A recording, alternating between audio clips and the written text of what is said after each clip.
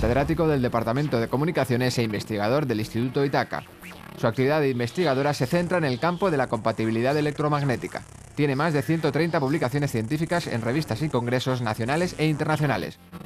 Cuenta con más de 30 proyectos de investigación subvencionados relacionados con métodos numéricos en electromagnetismo, compatibilidad electromagnética y aplicaciones industriales de las microondas. Es miembro de la ACEC y presidente del subcomité 77B de la IEC. Es también presidente del comité 208 y subcomité 77 de AENOR. Cuenta con una activa participación en los comités de normalización en compatibilidad electromagnética. Hoy, en Policiencia, hablamos con Luis Nuño. Luis, ¿qué son las interferencias electromagnéticas y cómo se producen?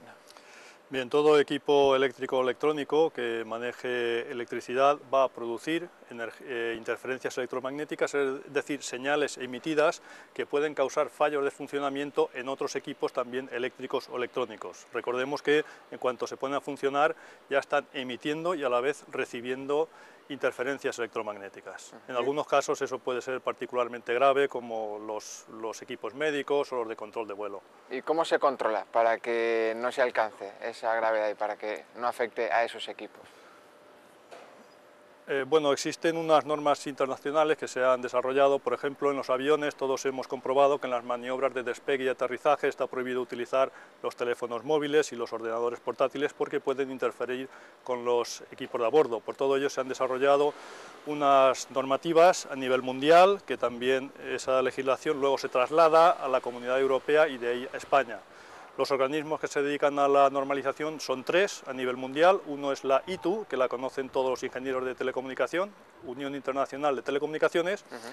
Luego está ISO, que también es un organismo muy conocido, y finalmente está IEC, que es el que se encarga de la compatibilidad electromagnética y todo aquello relacionado con los sectores eléctrico y electrónico. IEC e ISO son dos organismos que podríamos decir gemelos, puesto que están en el mismo edificio en Ginebra, en Suiza. La mitad del edificio es ISO y la otra mitad es IEC. IEC se dedica a la parte eléctrica y electrónica, ISO se dedica al resto de los temas. Y dentro de este ámbito acabas de ser nombrado asesor en esta materia, en concreto del Comité Asesor en Compatibilidad Electromagnética. Sí, IEC tiene tres comités asesores, uno en compatibilidad electromagnética, otro en seguridad y otro en ambiental. Entonces yo he sido nombrado miembro de ACEC, que es el Comité Asesor en Compatibilidad Electromagnética de IEC. ¿Y cuál va a ser tu aportación, Mi Luis? aportación va a ser asesorar al resto, a todos los comités que tiene IEC, que son unos 200, que se dedican a múltiples cosas, no solo compatibilidad electromagnética, también cables, fusibles, transformadores, luminarias, todo aquello que sea eléctrico y electrónico. En concreto, el Comité 77 y el CISPR son los que se encargan de normalizar en compatibilidad electromagnética. Es un fruto de tu actividad investigadora aquí en esta universidad y en general en tu trayectoria. Y es el fruto de muchos años. Yo empecé a trabajar en compatibilidad electromagnética en el año 87, cuando terminé la carrera. Y bueno, siempre he estado trabajando en compatibilidad electromagnética, en campos electromagnéticos y en otras aplicaciones. En AENOR también he trabajado durante muchos años en el Comité Nacional de Compatibilidad Electromagnética y finalmente en 2006 fui nombrado presidente del Comité 77B de IEC, que es el encargado de compatibilidad electromagnética en fenómenos de alta frecuencia, que aquí se entienden a partir de 9 kHz hacia arriba. Entonces, en estos comités asesores únicamente participan algunos presidentes o secretarios de comités o líderes de proyectos. Metámonos de lleno, si te parece, en vuestra actividad investigadora. ¿Cuáles son los proyectos en los que estáis inmersos actualmente y de los que podamos trasladar algunos resultados? Vamos a hablar en primer lugar, si te parece, de cerámica y compatibilidad electromagnética. ¿Cuál es el vínculo que establecéis vosotros? Bien, si nos fijamos en un ordenador de sobremesa cualquiera, el cable que va hacia el monitor, podremos observar que en los dos extremos existen unos cilindros más gruesos que son en realidad unas cerámicas magnéticas llamadas ferritas. Sin esos cilindros no podría funcionar el equipo debido a las interferencias que se producen. Esos cilindros de ferrita que se utilizan no solo en esos cables sino en otros muchos, eliminan tanto las interferencias que se emiten como las que se reciben. Entonces, durante muchos años nosotros hemos trabajado con el Instituto de Tecnología Cerámica de Castellón, desarrollando precisamente ese material de ferrita. ¿Hablamos de baldosas, te parece? Hablamos de baldosas. ¿Nos dices por qué? con el ITC tenemos, bueno, existen baldosas de ferrita que se utilizan como absorbentes en cámaras semianecoicas, pero actualmente estamos trabajando con el ITC y AIMPLAS en un proyecto que está financiado por el INPIBA y por fondos FEDER, en el cual estamos desarrollando un sistema para colocación reversible de baldosas cerámicas convencionales en las viviendas. Actualmente, como sabemos, existe una gran crisis en la construcción, pero existe un campo que serían las reformas interiores de las casas, que normalmente son muy molestas, nadie quiere hacerlas, pero si tuviéramos un sistema para colocar, o sea, de quita y pon de baldosas que fuera sencillo, eso yo creo que podría impulsar ese sector. Es decir, que no tendríamos que romper las baldosas. No tendríamos que romper, de hecho estamos en este proyecto desarrollando un equipo en alta frecuencia que a 27,12 MHz sería el primer sistema que se desarrolla a nivel mundial, por lo que sabemos, y consiste en utilizar un polímero adhesivo que es sensible a la radiación electromagnética. Entonces nosotros pondríamos el polímero, la baldosa, aplicamos nuestro equipo y con eso calentamos el polímero y pegamos la baldosa. De esa forma se pueden colocar muy fácilmente todas las baldosas de una casa y luego a la hora de quitarlas se utiliza el mismo equipo, se coloca sobre la baldosa, se calienta el polímero, se derrite, por así decir, y se quitan las baldosas quedando completamente nuevas. ¿Tiene visos de convertirse en producto, Luis? Muchos visos, hay muchas empresas interesadas, de hecho los institutos tecnológicos del INPIBA, ITC y AIMPLAS están interesadísimos y hay muchas empresas detrás.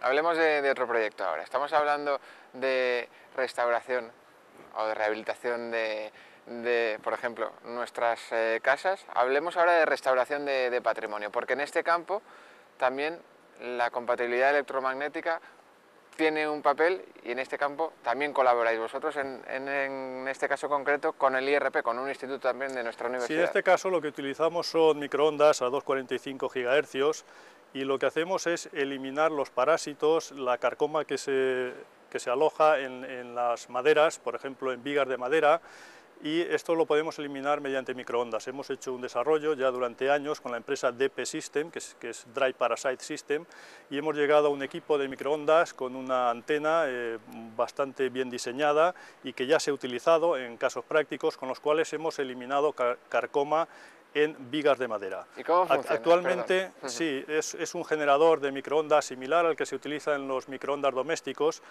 en cuanto al generador, pero luego el sistema de antena es muy diferente, lo hemos desarrollado nosotros, está también patentado, sería único a nivel mundial por lo que sabemos, y hasta ahora lo hemos aplicado en vigas de madera, pero la idea es aplicarlo también a retablos, es decir, a pinturas. Para ello estamos desarrollando un proyecto donde lo que vamos a hacer es justamente evaluar el efecto de las microondas sobre los diferentes estratos pictóricos. Todo con el objetivo de esa restauración, de la conservación de nuestro patrimonio artístico. Efectivamente, para eliminar los métodos químicos que se están utilizando ahora y que son muy contaminantes. ¿Otros proyectos en marcha, Luis? Porque también nos podíamos ir con vuestro grupo de investigación al espacio. Bueno, estamos iniciando ahora una CICID con un grupo de Barcelona y con el INTA, Instituto Nacional de Técnica Aeroespacial de Madrid, en donde vamos a desarrollar una sonda para medida de campos eléctricos y magnéticos en aviones. Los aviones que actualmente tiene el fuselaje metálico y ya es apantallante de interferencias electromagnéticas, actualmente lo que se quiere es cambiar parte del fuselaje por otros materiales que sean menos pesados, con vistas a tener un mejor rendimiento energético. Entonces, al quitar el apantallamiento, automáticamente los campos electromagnéticos penetran mucho mejor, tanto señales de radio como los rayos, que también es un fenómeno que afecta mucho a los aviones. Entonces, al quitar el apantallamiento metálico, lo que queremos hacer es una sonda que sea capaz de medir campos eléctricos y magnéticos de alta intensidad y que sean unas sondas omnidireccionales. Estamos hablando también de eficiencia, por tanto. Estamos hablando de eficiencia hasta el punto que estamos pensando que esas sondas se puedan alimentar de la propia energía electromagnética que llega al avión. ¿Cuál es vuestro próximo reto, Luis?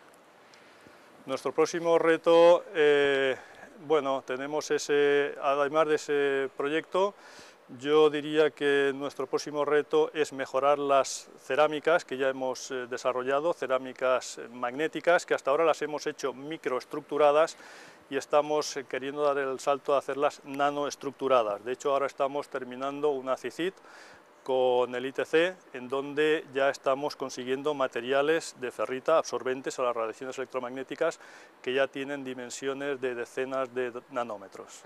¿Y cuál crees que es el reto de la investigación española actualmente?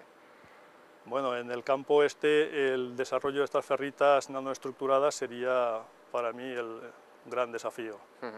También puedo hablar, bueno, en cuestión de compatibilidad electromagnética se está desarrollando mucho lo que se llama Smart Grid, que es poner inteligencia en la red de distribución eléctrica para que se tenga un consumo mucho más eficiente. Entonces existe una gran actividad en IEC en desarrollar normas para desarrollar Smart Grid y estamos muchos comités inmersos en el desarrollo de esas normas porque afecta a muchos de ellos. Profesor Nuño, muchas gracias. Muchas gracias a ti.